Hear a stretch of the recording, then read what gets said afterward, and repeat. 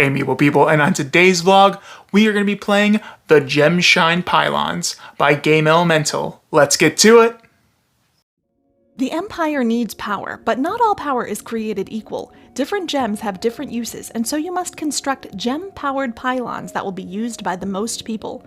The better you do, the more the Empire will reward you. Making them attractive as well will increase your favor among the nobility.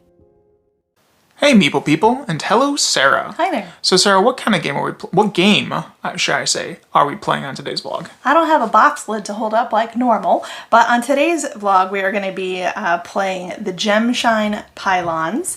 This is a 1 to 4 player game from Game Elemental, and this is not published yet. It'll be coming soon to Kickstarter, but what you see here is a prototype, so this is not final form.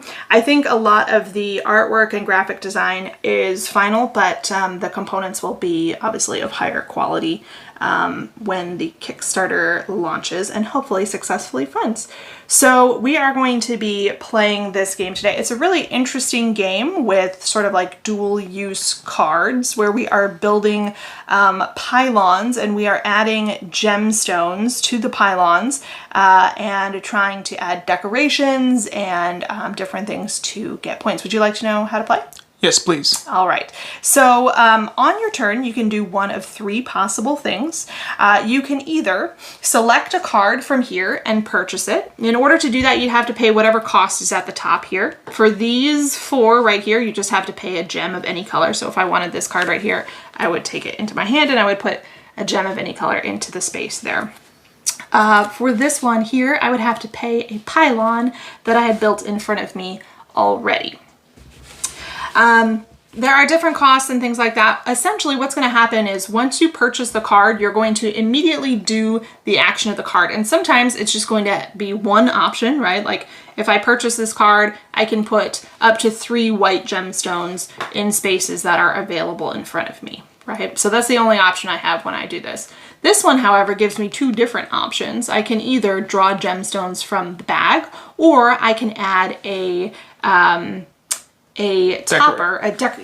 decoration to the top of one of my pylons. In order to do that, I would have to pay the cost of these icons right here, these little characters. Yep, these are called representatives, and they come from cards that you have in your hand. So if on a previous turn I had purchased this card for 1 gem and I had done its ability, then I would take this card in hand and I would have these 2 representatives to use either towards the purchase of a decoration or at the end of the game, they are going to help us with our scoring, and I will talk about that more later. So on my turn, I can either purchase a card from here, or I can take a card from my hand. Let's pretend I had a card in my hand. I can take a card from my hand and I can play it face down in front of me so that it becomes a new pylon for me to use. Or lastly, the last thing that I can do is over the course of the game, as people are purchasing cards from the card row, they're going to be paying those costs, right? The last possible action that I have available to me on my turn is I could just take all of the gems that are in the card row right here. So I would get this one and then these 2 as well. And I would get to add those to my supply. And then later in the game, I could put them into open spaces on my pylons or on the decorations that I have on my pylons. When this happens, when someone takes all the gems from the card row right here, the rest of the cards that haven't been selected yet are going to be discarded and a new card row of 5 cards will be revealed. So that's what you can do on your turn. You have, like I said, you have 3 options. You can either build a pylon directly onto the table in front of you from your hand. You can purchase a card from the card row and do its ability and then add it to your hand. Or you can pick up all of the gems in the card row, adding them to your supply and generating a new card row. The cards themselves, they let you do different things.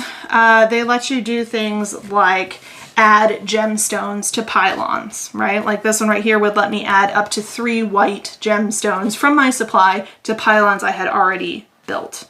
This one right here doesn't give me an ability at all, but it gives me a lot of these little characters right here, and those can be really useful for purposes that I'll talk about later. This one right here would let me just build new pylons. So if I used this card here, I would get cards from the draw deck here, and I would turn them into 3 new pylons in front of me. This one right here gives me the choice. I have to choose which one of these I want to do, but I could either build a decoration on top of an existing pylon in my supply, if I had the right number of characters to pay for it, or I could get 2 gems from out of the bag. And there's just a few other options, but for the most part, that's kind of what the cards will allow you to do throughout the game. And as we're playing, what we're attempting to do is build these pylons. Maybe we get some decorations on the top of them. Hopefully, though, what we will definitely be doing is adding gemstones to the pylons. Because at the end of the game, we are going to score only for gemstones that have been added to pylons, and if we had decorations, to those added to the decorations as well. This is really like the only way that we're going to score is from these gemstones here, and then points generated from any decorations that we had built as well. And the way that we score is actually really interesting as well, because as you are acquiring these cards right here, you're going to be adding these symbols to your hand. These representatives. Thank you, Nick. So these different representatives are going to be coming into play throughout the game, and you can use them sort of like a resource in order to acquire these decorations. But if you don't, at the end of the game, all of the representatives that are in all of the players' hands are going to be added up, and we're going to get points based on the color of the representatives and the color of the gemstones that you've acquired on your pylons and your decorations. So, for example, in this case here, I have 1 white gemstone and 1 red gemstone. At the end of the game, we're going to add up all of the red representatives across everyone's hands of cards. And if red is the most represented, then every red gem that I have on my pylons or in my decorations is going to earn me 4 points. And we'll do the same thing for every color. There's red, white, and blue. We'll do the same thing for each color, and you'll get 4 points for the color that's most represented across all of the cards. You'll get 2 points for the next most represented, and then you'll get 1 point for the character or the representative color that is the least represented in all of the players' hands at the end of the game. So you'll add up all of the points from the gems that you have on your pylons based on those representatives in people's hands, and then you'll add any points from your decorations, and whoever has the most points wins. Should we give it a try? Yeah, let's go ahead and jump into it. So we're going to go ahead and start playing the Gemshine Pylons by Game Elemental. And yeah, we'll come back to you guys midway through the game, so let's get to it. All right, toodles!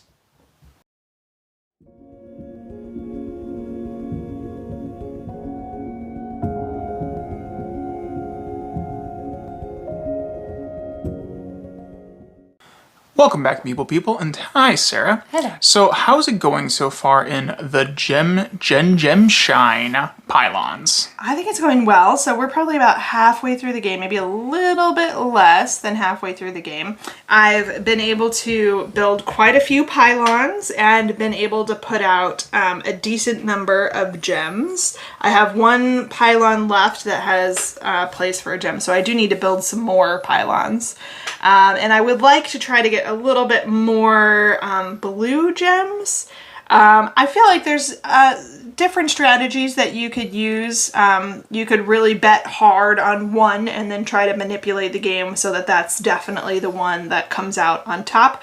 But what I like to do is a little bit more conservative. I like to kind of try to cover all my bases as much as possible. So I've got 4 white and 3 red, plus I've got a red in my supply. So I'd like to try to get some more blue, just so that I've got a little bit more balance on all of my colors.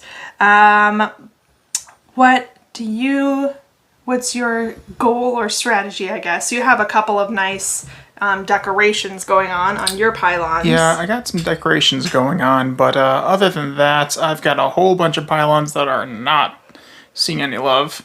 And but you do have a good supply of gems. Yeah, I do. So I just need to be able to activate some of these, hopefully. But we still got a little bit of what's it called? A little bit of the deck left, so maybe that'll start changing. But I don't know. You've got quite the stash over there. One thing I think is interesting about the game is that the cards are dual purpose cards, right? Like the back of every card is a pylon that you could use. So you can use cards that you've already acquired and you can like turn them into pylons. Or you can, when you get cards from this area here, like this one or this one, and it lets you make a pylon or pylons, then you take those from the draw pile, right? And that actually brings closer the end of the game. So I think there's a really interesting sort of balance to work out. You know, yeah, I would like another pylon, but I have some cards in my hand that I could use as pylons, or I could spend a gem and I could take this one and make a pylon here. Then that would get me these characters down here, which would be good. So there's definitely some interesting like decisions to make as far as, you know, what you want to do. Plus, if I just spend my turn to make a pylon from my hand, then I'm not putting a gem into the supply that my opponent might potentially pick up. I'm also, theoretically, I'm holding off the end of the game just a little bit, right? Because by not picking up a card from over here, I'm keeping cards in this deck longer. So there's definitely some interesting sort of, it almost feels like you're on a balancing beam and, you know, you're trying to balance using the cards and resources, but really the speed of the game is in our hands as well, and you can kind of speed it up or slow it down, and that's an interesting sort of thing to try to balance with everything else that's going on as well. I like this quite a bit.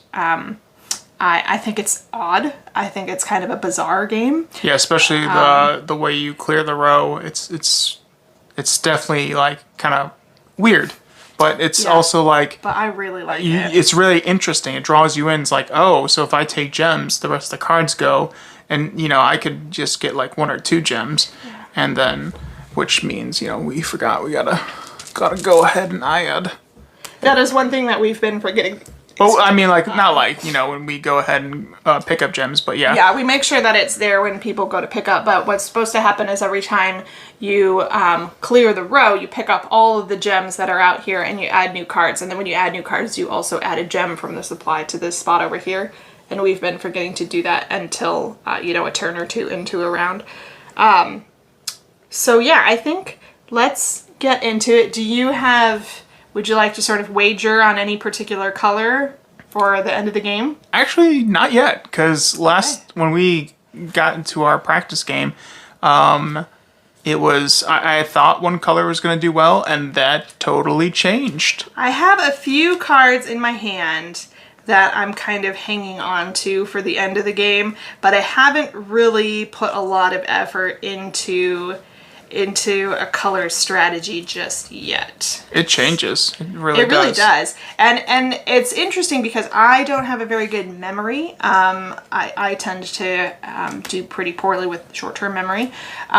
So for me, I feel like if a player was good at remembering things, you could remember the characters from the cards that your opponents pick up, and you might be able to sort of at least have a ballpark idea of, you know, okay, my opponent probably has about, you know, whatever, 10 of the white characters and maybe, you know, 6 of the red ones. Whatever.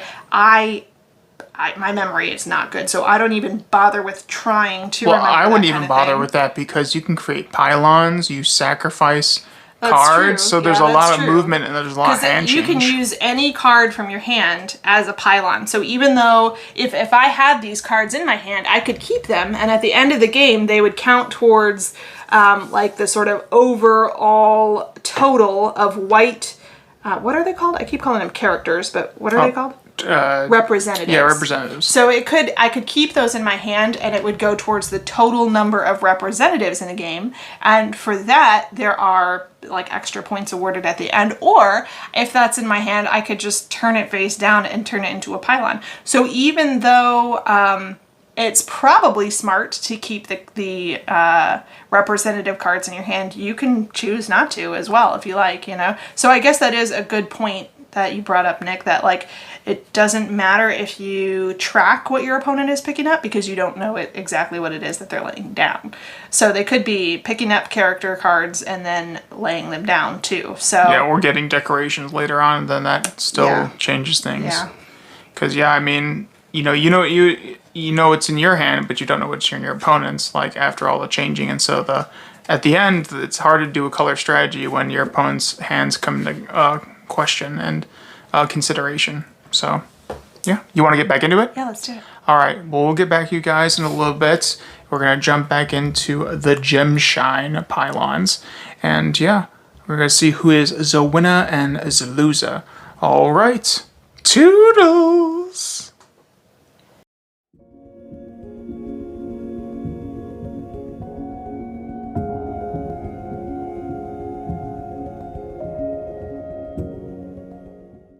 Welcome back, Meeple people, and hello, Sarah. Hi there. So, how did the game end? Apparently I'm not a good pylon builder. I don't know about that. I think the Look at all hidden... this beauty and wealth that I had. Yeah, you had a lot of Does not matter. going on. Nick beat me 40-29. Woof. Yeah. So yeah, I think earlier when I said that I was trying to like make sure that I had a good bit of everything, that may not have been like a great strategy because I don't know. Nick had banked a lot of red cards. So at the end of the game, there were more red, what are they called? Representatives. Thank you. There are more red representatives than any other color representative. So the red gems in everyone's sort of like tableaus were worth 4 points each. And not only did Nick have more red ones than I did, but he also had more... No, that's not true. He also had some points from the decorations as well. He pulled in 7 points with his decorations as well. So yeah, maybe my spread out strategy wasn't that well employed this time around, or maybe it's just not a great strategy. But I still had a really good time. I really like this. It's a very strange game, I think. Not only mechanically, there are some very unique things happening here, but like even the theme is pretty odd. But it works really well, and I think it's a really fun game, and I actually really, really enjoy this one quite a bit. What do you think, Nick? Me too. I enjoy it. It's odd. It just seems like, you know, everything feels weird as you're doing it, especially like the cards coming out and then like exchanging them for gems and then taking up the gems, and then whatever was left over is basically like, all right, goodbye now. And it's like, okay, that's an interesting way to like, you know, refresh the row. And so it's like, you know, I was like, okay. It adds a strategic decision though, because as gems are accumulating sort of in the draft row, you're starting to think like, okay, I might want to do this now, even though I want maybe another card, or maybe I want to build another pylon with like a card in my hand. You start to think like, but maybe I should pick up all the gems because otherwise my opponent will do it and then they'll get a bunch of cool stuff. Or you do it because, okay, if I don't do this right now, then my opponent will get this card next turn that they're, you know, you might not be able to count how many representatives or what color representatives they have, but you can kind of tell when they're by their gems or what they've been picking up. And just like, well, I'm going to go take this. And Nick had laid down like, I don't know, 3 red gems on like his second to last or maybe like his third to last turn. And I was thinking he's probably got a lot of red representatives. And I have some red gems on my pylons out here, right? But not as many as Nick did. So I was thinking I probably need to do more to get more red out there or to get more red representatives into my hand. But unfortunately that just didn't really pan out as far as a good strategy, especially that close to the end of the game. Well, I feel like the game changes like pretty quickly too, because yeah, I didn't have nearly as much as you did, but then all of a sudden just started turning around because of the cards that were coming out. Yeah, it's definitely got like several layers to it, and there's a lot of interesting things where players have I wouldn't say like a ton of options, but the options you have provide a lot of variability in what could happen next. There's definitely a ripple effect of what you're doing. For sure. And I really like it a lot. I think it's a lot of fun. I think it's very unusual. I don't know that I know I've never played a game like this thematically. And mechanically, there are some familiar elements here, but combined in the way that they are in this game, it's something new and interesting and fresh. And I really, really enjoyed it quite a bit. I think you should definitely check out the Kickstarter when it comes out. If you like games like Sagrada or Azul, that have that sort of like puzzly nature to them. I would say if you are a fan of multi-use cards, that's always something that I am interested in seeing how it works. I think that it's really cool when you can take one component in a game and make it work on multiple levels within the game. So that's something that this game does really well. If you like unusual themes, I would definitely check this one out. This one is really neat for a lot of different reasons, so I recommend that you check it out when it comes to Kickstarter. One thing about the cards, though, that I was like, they should maybe change is, so the representatives are like kind of like standing up like as the card is. I would love to see the representatives actually flipped over. So, because once you get the card in your hand, for example, this card, once you get this card in your hand, it's like, okay, well, this is the only part that actually matters now. I would love to see them turn around so you could do it like this, just for easier for me. I was like, okay, I have 2 blue representatives, and yeah, you can already do this and flip it around, but I would it would be, I think, a slight improvement. Yeah. I don't think it matters a whole heck of a lot. No. But it would make things just a teeny tiny bit easier if they oriented that as if the top portion of the card were relative to the viewer this way, and then 180 degrees is relative to the viewer that way as well. Yeah, I think that would be cool. Yeah, and I think it would be easier on the eyes. This is not final form though, so there is a chance that they may, work on some of the graphic design or the art or that kind of stuff before or even during the Kickstarter. Yeah.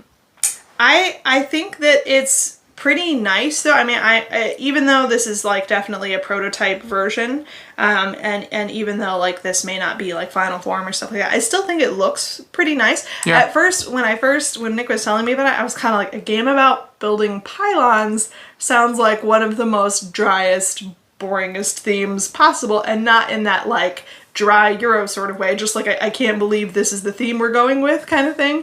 But it was actually a lot of fun, and I really liked it. And it, I don't know, it looks really cool. Like as you're building the pylons, the card is designed so that there is this space for the crystal.